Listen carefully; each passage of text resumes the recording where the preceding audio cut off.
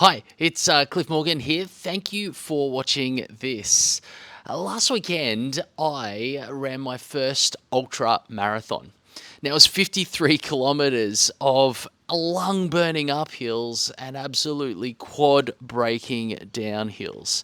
And while I've been training all year for this particular event, I got an injury, which meant my last month's worth of preparation and training was pretty interrupted, and I felt it last weekend. I felt it on the day.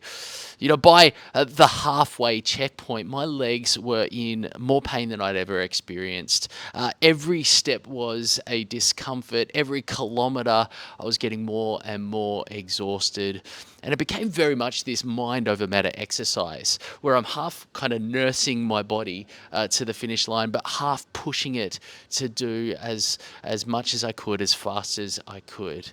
And eventually, 9.5 hours after I started, I crossed the finish line. And the question is why, right? Why would I put myself through that? We live in a world where we, and by we I mean kind of the broader human race here, we're constantly trying to strive to make life better. And given the inherent level of suffering in the world and around the globe, that is a incredibly noble and a good cause. It's something that we should definitely be doing. But we should also stop and kind of ask, well, what do we mean by better? How do we define better? And often as we do this, we think about, well, how do we make what is hard in life easier? How do we isolate the pain points and remove those? Where is the friction that we experience? Let's eliminate that. We try and identify what's uncomfortable and we eliminate the discomfort. We focus on the problems that frustrate us and we find solutions to those so others don't have to wrestle with them like we did. And all of this is incredibly good. It's ultimately been the driving force for the development of both technology and civilization over millennia. It has definitely made life better. And at the same time, as we make life easier, we also lose something that's really important. See, by removing hardship, we also remove the very mechanism by which we develop our character. Without the need to wait, we don't develop patience. Without experiencing frustration, we cannot develop the self-regulation that we would say that characterizes mature individuals. Without discomfort, our comfort zones continually shrink and shrink.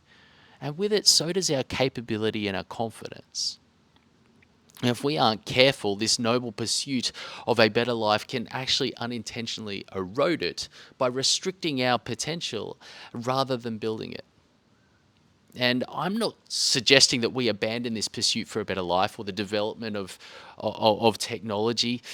No, but once in a while, I reckon we need to intentionally shift our frame of reference for what hard is. See, I encounter too many leaders whose definition of what hard includes actions that should be well within their comfort zone. Because they haven't been doing hard things, the comfort zone has shrunk. So whether it be giving feedback, whether it be holding people accountable, simply asking for help, it's not because these people are soft or weak or incapable. Often it's because they've had limited exposure. The result of living in a better world, the result of leaders who don't want to expose their people to hard things, right? Now, we can't change the world, nor do we want to. The world, is definitely a significantly better place on every societal measure than it was 100 years ago.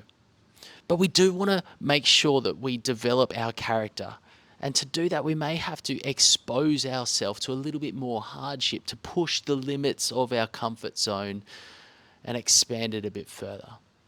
So for me, doing that looks like physical challenges, right? Delivering difficult feedback to a client seems a whole lot easier when I'm comparing it to pushing my body to its limits for 9.5 hours of mountainous pain, right? That might not be your thing. And that's okay. My question is, what is your thing? Right? I didn't do as well as I wanted on my race, but I achieved what I set out to do. And that's I shifted my frame of reference. I redefined what hard is. And that makes a whole lot of other things that I have to do seem a whole lot easier. And so can you.